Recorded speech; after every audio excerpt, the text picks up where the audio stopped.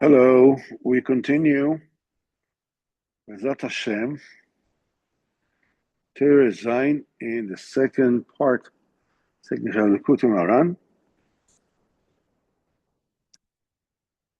when Rabbeinu says, "Ze b'chinas achiluk sheben nevuas Moshe Rabbeinu l'shar hanevim." This is the difference between the nevuah of Moshe Rabbeinu and the other neviim, which is towards the end of Sif Ches. We learned that there are two kinds of hasagas, two kinds of understanding, realizations, insights. One of them is Durei Mala, one of them is the hasaga of those who are on a high madrega and those who are in low madrega. So the Rebbe said a few different ways of calling this and calling that the same kind of two bechinas of Durei Mala and Durei Mata. The dwellers of the high, these are the big people, and dwellers of the low, these are the lower people. And the Rebbe also calls it Sasoga of Ma. This is the understanding, comprehension of Ma Chamiso Ma Pishpashto. What have you achieved? What have you looked for? What have you understood?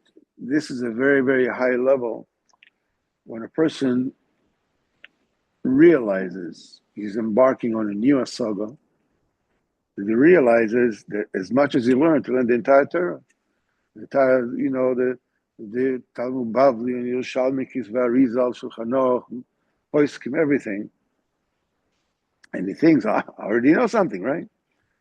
But when he's exposed, of when the tzaddik shows him the or of machamis or mapishpashta means that he exposes him to an understanding and comprehension which is so beyond that level that he understands like, wow, I didn't start anything, because in understanding Kodesh Baruch Hu, in getting Kodesh Baruch Hu, it's endless.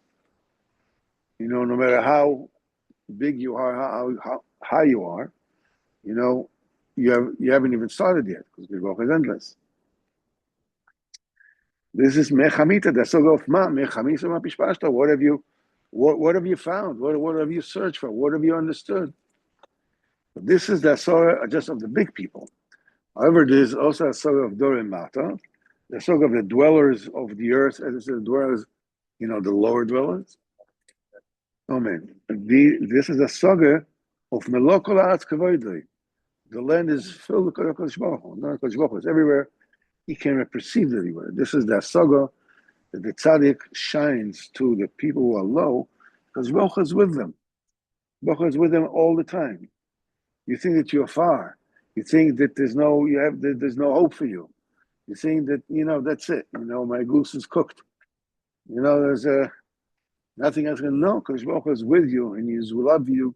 He loves you, and He listens to you, and He hears every single thing that you say and you wish for, no matter how bad you think you are, no matter how bad you actually are. Because Baruch Hu is always there and always with you. These are the two types of asagas. And this is also, so we have Durei Mal and Durei Mata. Then the Rebbe calls it Mechamisa Mapishpashta is the higher saga, the saga of the great people, and Melokol Haaretz Kavoidei, this is the saga of the lower people. And so this also we learned is the saga of Ben and Talmud. Ben and Talmud, we said that when a person leaves this world, he has to leave behind a Das Amiti. So the question is to what extent, he has to leave his Das. There are two days in the Gemara. One says it has to be a Pchinas Ben, has to leave a son behind, which you leave the Das, your Das, to your son. And the son is mamish, like there's no single follicle of hair in him, which doesn't come from his father's brain. He's totally a continuation of his father. So it has to be that much. He has to be mamish a son, physical son, and obviously he has to have a das, he has to have a soga. We need that level of leaving behind to be considered that you have a substitute.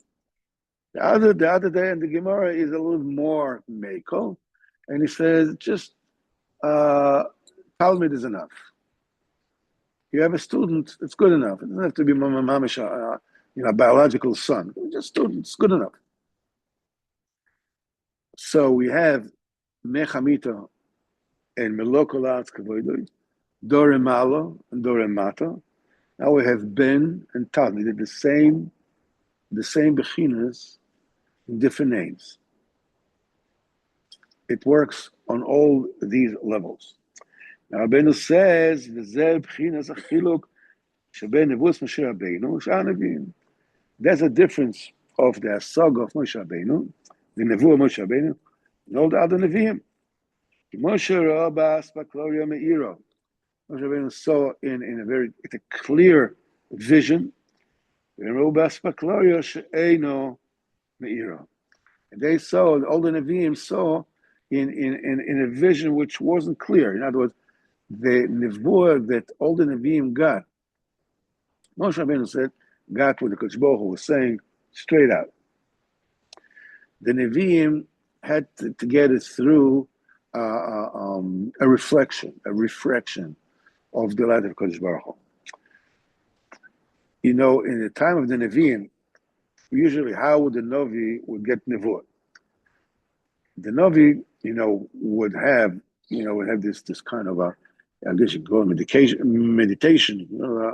Kavanas, it goes up to a level of Netzach V'Hod. We're in the Malchus, go up to Netzach V'Hod. Netzach V'Hod is the spheres above. This is the source of Nevuah. When they will get, through the concentration, the elevation of the Das, the consciousness, they get to a level of Netzach V'Hod. There they saw visions, saw pictures, they saw visions. Now, the Nevi'im were attending prophet academies. All the generations, while the Nevuah was prevalent in Am Yisrael, there were prophet academies. There were literally thousands upon thousands of Nevuah students, of prophecy students. Now, many, everybody was who attended this academy for any length of time, was able to get to a level of nevuah, to a level of prophecy. Many of them got nevuah, which was, what you call of a private value, as it were. Meaning, people will go and says, my daughter left the house, whatever it is, we can't find her. Where is she? You go to a Novi, and they ask him, you tell her, okay, she's here and there. Because they ought to tell her, but we don't write it in the Tanakh, because this is neged to that particular person personally. But something is neged to Klal Am Yisrael. It's not to do with, don't have historical value. In modern terms, you call it like a psychic? No. In modern terms, you call no. The way that you say, psychic is Shin Kuf Reish Nun. It's called chakran. This is the meaning of psychic. We're talking about nevuah. We're talking about wuji kind of. I didn't know the book for tracking down missing people. Well, we have a very famous story. Not even people. When Shaul Kodesh Baruch Hu decided he's going to be the king of Am Yisrael, how did he let him know? Shaul and his servant, his father Kish, lost 2 she donkeys, and he sent his son Shaul to look for them. So they went, they looked everywhere, and they couldn't find it. So Shaul said, so his son says, no, let's go to one of the local prophets here and ask him. Ask him where they are. So that's a good idea. So they told him, listen, in this particular town, Shmuel Anovi is coming there. He's there, we'll make a feast, and make a zevach. All the people come, give cover to the prophet. So they're going to go there. The one that I've chosen to be the king of Israel is going to come to you when the time of this Suda that you're making. He's looking for the she-donkeys of his father. Anoint him to be the next king of Am Yisrael, the first king of Am Yisrael was Shaul HaMelech. So Shaul HaMelech was very tall, and he was beautiful, he was good looking. It says that he came looking to town. He says he saw girls there. They were drawing water from the well. He asked them, "Do you know where the prophet is?" No, they didn't have the water. So they tell them that you go there, and this is this, and he's making it this. So Rashi says they spoke a lot so they can look at him. He was so good looking. So he went there. So in the meantime, Shmuel Anovi said to the cook, the chef that was cooking the Suda, prepare a very, very choshev a portion. And then I'm going to have a guest. And you give it to him. So Shaul HaMelech came, and he comes to Shmuel Anovi. Baruch Hu tells him, that's the one. So he says, I'm looking for the she-donkeys. Shmuel Anovi says, don't worry about the she-donkeys. They're already found. You come with me. You sit with me in this Suda. And the Suda, he told the chef, bring him the big portion. He says, when it comes time to anoint the new king, Shaul is gone. Because he told him, you're going to be the next king of Am Yisrael. When they came to anoint Shaul HaMelech disappears. He says, where is he? He's hiding away. He says, oh no, well, me, king. You got to take somebody else. So hid away. Nechber Kalim. They had to drag him out, to making a king. Here you have a classic example of people that are in need. They go to the prophet, and the prophet tells them, where, to find out where something is. So why do we hear about this particular prophecy? This Indian, that people going to the prophet to find she-donkeys, not even missing persons, she-donkey, and we don't have all the animals, because this one is of historical importance. It tells us, that, during this episode, Shaul HaMelech became king. So we know about that particular episode, but it was something that was happening regularly. And there were some nevuahs that were like what's going to have a year from now, or 10 years from now, or whatever it is. All these nevuahs were not written anywhere. Why? Because they were just local news. They were just they were necessary for the here and now. It's not something for Klal Yisrael. Only the prophecies that have national and global historical meaning, they were written in the Tanakh. So, but all the Nevi'im, they learned all the Kabbalistic techniques to enter a prophetic state. They all knew that. And when you want to know a little bit about it,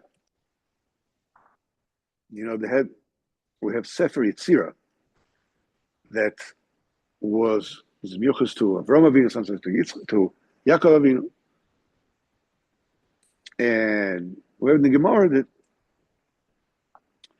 Amoraim, we used to create, for Shabbos, we used to create a calf, good, gesinte calf for Shabbos with Sefer Yitzir. Even the Mai said that they created a Goyim.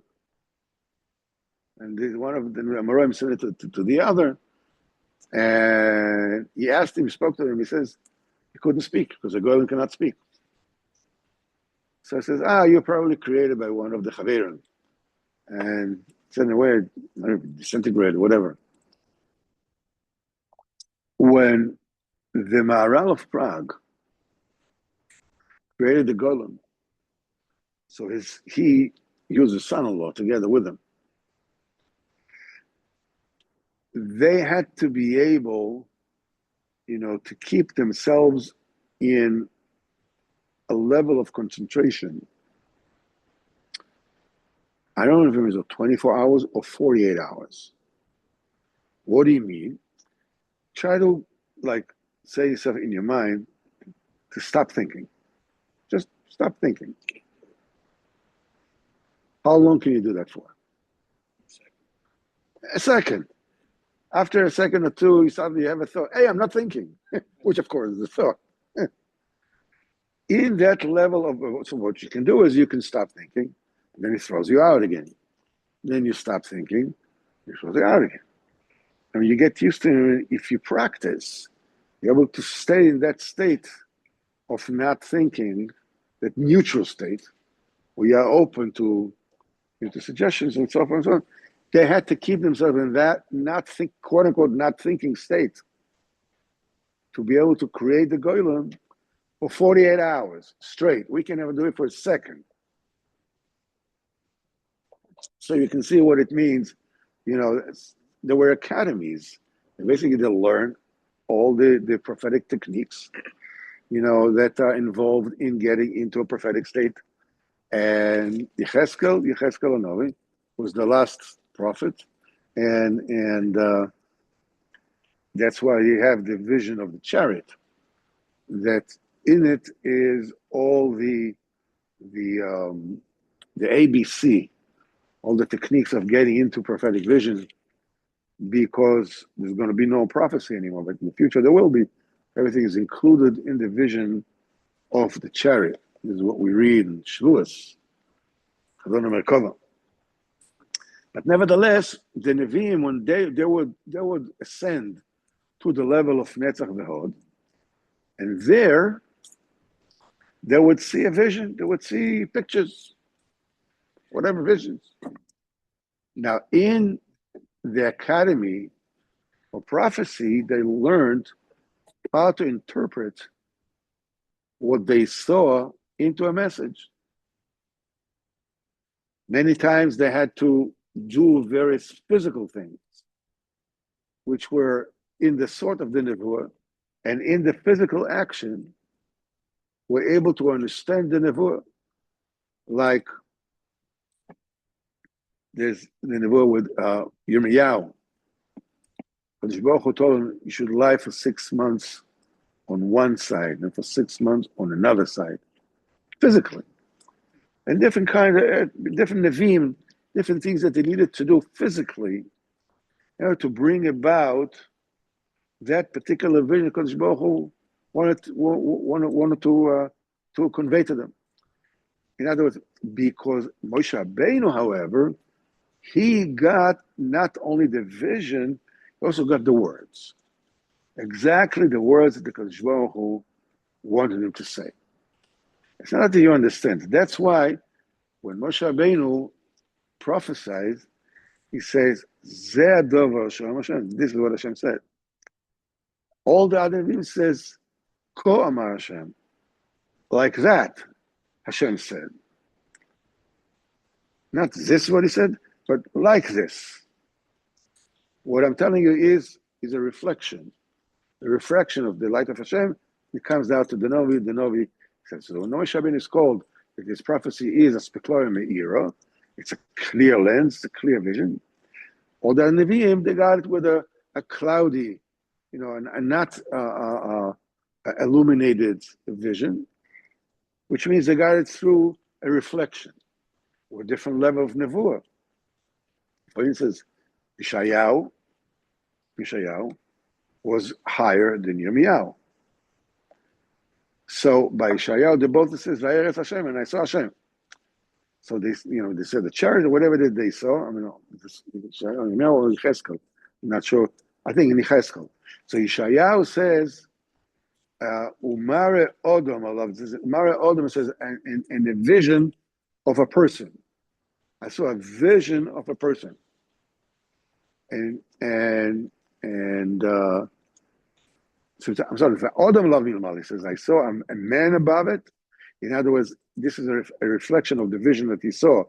He saw a man, and Yecheskel says, "Kemare Odom," like a reflection of an Odom, of a man. So the Odom was the first reflection of Dvar Hashem. Moshe Rabbeinu saw clear, saw HaKadosh Baruch Hu clear. He got the words. That's what HaKadosh Baruch Hu said to Moshe and to Aaron and Miriam. To all the other prophets, I reveal myself, in visions, in riddles. But Moshe Rabbeinu, I speak to him mouth to mouth. He sees me eye to eye. It doesn't have to go through any kind of reflection. So was a higher madrega, so he saw Odom. The Odom Lavin Malam, because the Odom is the first reflection. And Yecheskel saw Kemare Odom, like a reflection of an Odom, because he was from a lower world, and so forth and so on. וזה בחינת החילוק בין הסוגר דרם מעלה ודרם מטה, שהם בחינת בן ותלמיד. As we said, there's another way of categorizing the saga of the Ben and Talmud, Dore Malo, Dore Mato, Spara Meira, Spara Meira, Machamita Mepashta, Melokolatz, Meloatz Kevoidoi. These are the same divisions of these two madrigas. He already got the madriga, because Baruch told him, a man cannot see me and remain alive. In other words, he already knew that there's a level he doesn't even know of. Baruch told him, you can't go beyond that. It's mechamita mepishpashta. That's the saga of what? You have mechamita mepishpashta. Is a sort of the Ramala. That's the comprehension of the high people. B'chinas Ben. It says V'Shaya Moshe. Shaya there was a lower madriga from Moshe. It says Va'eres Hashem. I saw Hashem. But Moshe Rabbeinu, Kodesh Baruch Hu says Lo Yirani Adam V'Chai. A person cannot see me and remain living. In other words, Moshe Rabbeinu didn't see him. Shaya said Va'eres Hashem. I saw Hashem. No. Say Shai is bigger than Moshe Rabbeinu. He says no. That's what we said. The Moshe Rabbeinu had a saga of Ma Chamiza Ma Pishpashta. He haven't even begun to do anything. And Yeshaya Novi was compared to Moshe Rabbeinu with a saga of Dore Mata. Va'eret Hashem, Meloko Atz Kevoidoi. B'chinas Talmid. Moshe Rabbeinu is B'chinas Ben. Yeshaya Novi is B'chinas Talmid. That's Meloko Atz Kevoidoi. We obviously knew that there is a saga of B'chinas Ma. He knew the entire Torah, obviously. He says, he said, this is where he's holding. He says, he reflected the madrega where he was holding. He knew that there is a madrega where Shemei Chamita Ma Bishpashta. But he's not there. You could tell it, theoretically, there is a madrega like that, but he wasn't there. He spoke according to where he was. This is what Be'ez Hashem. That's why he says Enes Hashem. So now we already said as follows. Rabbeinu sums it up. Sheben v'Talmid. We found out that Ben, the category of Ben and Talmid, the son and the Talmid, and B'chinas Dore Mala Dore Mata, the dwellers of the high and dwellers of the low, the great people and small people. Now the saga of Ma, Nechamita, you haven't even begun anything. Where is the place of Kol Hashem? In other words, you haven't started yet. This is Moshe Rabbeinu. This is the saga of Ben. This is called the Sog of Ben. You're very close. You see, you don't even see where HaKadosh Baruch Hu is. I am a Kom Kavoid. That's Sog of Dorimalo. Now, the Sog should Milokol Atz Kavoid. However, that level of the land is full with, reflects the honor of Hashem, the kavod of Hashem. And I saw Hashem. This is a saga of a Talmud. This is a level of a student, which is a lower saga. A saga Dorimata. Ki Ben, says Rabbeinu, Shulim Shach Kulu Mimochav. The Ben comes totally, completely from the brain of his father. Alken Zoiche La Sogas Oviv Mamesh. He's Zoiche Mamam Mamesh to attain the madrega of his father. For Pchinas Ma. This is the saga of the Rebbe, and the Chacham of Bador. That's what the Rebbe of the generation. This is what he is able to do. The saga of Ben. He's like a Ben by Kodesh Baruch Hu. Pchinas Moshe. He knows everything, and he knows that he hasn't even begun to know. אבל התלמיד אין מקבל רק בחינת הסוג של דרמטה. The Talmud only receive, he doesn't live with the Rav in the house. It's just a Talmud. He comes, comes and he goes. This is what we'll just finish this particular bechina. Here in Ostes we'll start. And what you have to do, you have to combine both realms, the up and the down, the Ben and the Talmud, the Remala, the Remata, the Lo and Mea and Melo, the whole thing. All the oilimus, all the Tzilas Brios, they all will reflect the Kodesh Baruch Hu. They will all be, included one within the other, and will all reflect the Kodesh Baruch Hu equally. Was Mashiach Ben Kol B'chinas Talmud, that the Ben will also have the quality that the Talmud has, and then I will soon explain what does it mean. The Ben already knows everything that his father knows. What else there's still to know? The Talmud would say, he's a lower level. So what does what the son needs to have that the Talmud has and doesn't have? The Talmud has to be, made up also, has to have the level of the son. Why? So that they will have Yeshamayim. You haven't found anything yet. He doesn't see the Kodesh Baruch Hu at all. Like a son who is by his father. Okay, you say, what, are you afraid of going to your father's room? It's like I'm talking about an abusive father. Son is by his father. He's Heimish, sitting by the table. When he's a child, I want to drink a little Diet Coke. I want another piece of bread. Son is Heimish with his father. Says the Ben is so Heimish with the Kodesh Baruch Hu, he doesn't see the greatness of his father. He's too close. You won't have any ear at all. He doesn't see the color of the Kodesh Baruch Hu.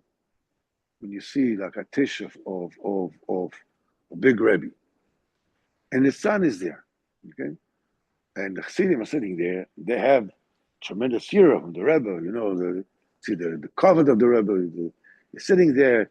Malbusha covered. They're sitting in there. So they have year from him. His son is sitting next to him. He doesn't have the same kind of point of view.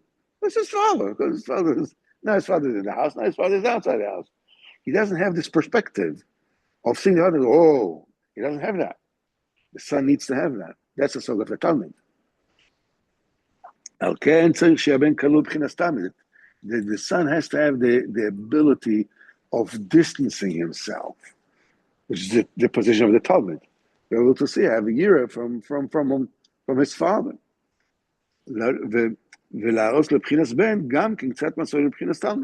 So the son will also have a little bit of the asaga, of the perspective of the Talmud, of wow, I'm lokalatz kevoidoi. So he should have a year. And the same thing, the Talmud, he sees the, Kodesh Baruch Hu from everywhere. So he could be mitzvat lo mitzias bichlal. Everything Kodesh Baruch Hu. You know, we'll talk about this in a minute. הסברת במציאס. צריך להראות לו קצת סוגו של בחינס בן, בחינס מק, שלא יבטל במציאס ויהיה לו ירא. What does Reina mean by that? This is a very, very important lesson. When we open up the Likutey Tfilos, or make his Beiladus, you see the words of Reb Nosson that is crying to HaKadosh Baruch Hu, bring me closer. And he says, I don't know how I can live. I don't know how I can live with the things that I've done. Reb Nosson, okay? I know what I did. At least some of the stuff. It ain't pretty. Reb Nosson is crying his eyes out, and he said, you know, in Olam Haba, you have to pay for everything, and it's going to be like every single, you know, Kechut Asara. His Baruch Hu never, you know, not mevater anything. You don't do tshuva. I don't even know what to do tshuva on. I know the big stuff, you know, but in the big stuff, you just start digging, you find more and more stuff. The rest is crying out to the point that, so a person, this is a soga of a Talmud, says, you know, I'm so bad. I've done such wrong things. You know, it's a wreckage of my past. There's no, look at Reb Nosson, that Pchinas Ben V'dai compared to me. And he says, you know, you get to Olam Haba, there's such dinim and such this and such that. What's going to be with me? A person can actually lose his mind. What will I do? What am I going to do? I can't change myself, you know, from no to yes in one day. I'm still doing shtisim, I'm still doing shtiyot. And for every single thing, you know, such a, you know, dinim and inyonim, it's too much. In other words, when you're locked into a sogas ben, you can get so much yira of punishment, of oynish, of what's going to be. They'll blow your mind. They said that there were people came to Reb Nosson. They were learning. Forget what the sefer was. It describes the Gehenna, whatever it is, and they got into such pachad. They became epikorsim. They were so afraid that they couldn't take it anymore. They couldn't live. They were freaking out. So to the point that he came to epicorsis. Forget about it. The whole thing is just not true. Leave me alone. Let me live my life. So they came to Reb Nosson to think about, you know, I'm learning this, you know, the sefer, and I'm freaking out. So Nosson said, don't learn it. The whole saga, the whole union that you should learn, you know, about what the punishments of Gehenna and Kafakel and so on, is to keep you away from it, but in order to be mechazik you, to bring you closer, not to drive you further. If you see you can't contain it, you can't take it, let it go.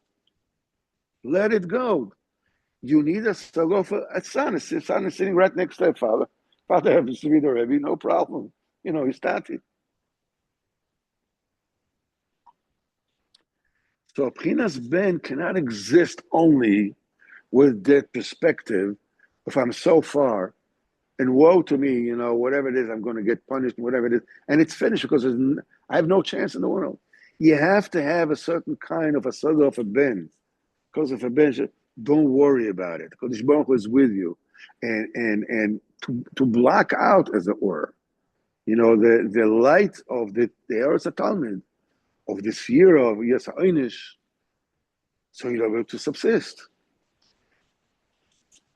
It's very, very difficult to speak about this. Because if you say, okay, so what's going to be with my event? Don't worry about it, no shame. So you finish, you cut the person's head off. In other words, somebody who needs a service. As you tell them, listen, there's LMO, there's hell to pay. You have to mirror him, okay? If he needs a service and he says chaskus, don't worry, it's fine, because you will love you, whatever it is.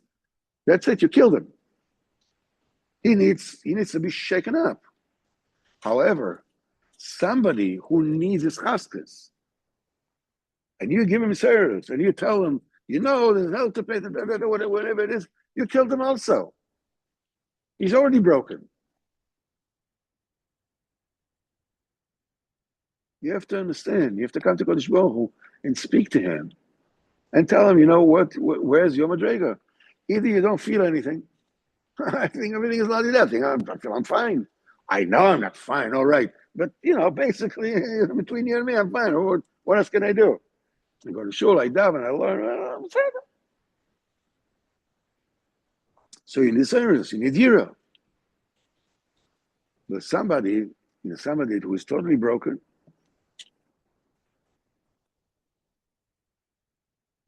what do you tell him? Woe to you. No shame. You killed him. It's a balance. Dorim malo, dorim mato. The Rebbe says in Torah Vav in Chelik Aleph, Boki beratzo, boki b'shol. Very proficient as an Oved Hashem. You have to be very, very, very well versed in what to do when you're feeling good about yourself. You're smug, the Dorim malo, the Pchinas Ben. Someone needs to wake you up.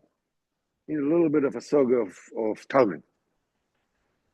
On the other hand, you need to know when you are totally feel totally worthless, and there's no place in hell deep enough for you. Chas v'chalila, all such things. Soga sabed. Okay, so the closeness to the Father, you don't see, the neurosis. So you shouldn't be zbatul. It should totally annihilate you. Shouldn't chas v'chalila wipe you out. It's very, very difficult to put into words this kind of balance. You can only achieve it by talking to HaKadosh Baruch Hu. This is an incredibly important lesson. When somebody came to Reb Nosson and asking for advice, Reb Nosson said, he has to be mizboinen and daven for it. He says, because if he needs his chaskas and I'll give him his seiros, I killed him. If he needs his seiros and I'll give him his chaskas, I killed him. I have to know, what to tell him, what to give him. When to tell him this, when to tell him that. It's very difficult to find the right words for each and every one. You have to understand it on your own. What does it mean? Because Baruch Hu B'ezras Hashem shall help us. First of all, you should be busy with that. Okay, so maybe I'm too much of a Talmud, maybe I'm too much of a son, maybe I worry too much, maybe I'm not worried enough. But as long as you're busy with that, and you're misdabbing yourself with the tzaddik gives you a steady diet, that is fit for your level. You need to speak to Kodesh Baruch Hu will shine it to you. And remember, if it shocks you too much to the point it drives you away, stop it. It's not for you. It's not from the Kedusha. If it lulls you to sleep, that you're not worried anymore, you don't have yira anymore, stop it. It's not from the Kedusha. Both his chaskas and the service are there in order to bring you close to Kodesh Baruch Hu. So that should help us get close to Kodesh Baruch Hu, to start Avodas Hashem, to leave the nonsense. To leave the nonsense already. When will I finally wake up? To know that at the end of ends, everything's going to be good. Even if chas v'chalila, whatever will be with me, whatever it is in the whole thing, since sof b'zat Hashem, sof kol sof, everything's going to be good. Everybody's going to point out that b'zat Hashem, there's schar to everything that you do. Since help us, b'zat Hashem, b'zat Hashem soon, and we'll see b'zat Hashem the building of Beis Hamikdash, and we'll see the falling of all the Erev Rav, going out against the Torah with tremendous hatred. It's that Hashem, it's coming to a head because Baruch will help us and will save us from all of them. Baruch Yazor, Kol Tov, and good Shabbos. By the way, before we go, I forgot to tell you, my firstborn son is about 47 years old. And 47, 48. And his wife is about 52, something like this. He just heard the firstborn son. Now, last night. Yeah. He's 52? Yeah. Had the firstborn? Yes. That's a conversation for the time.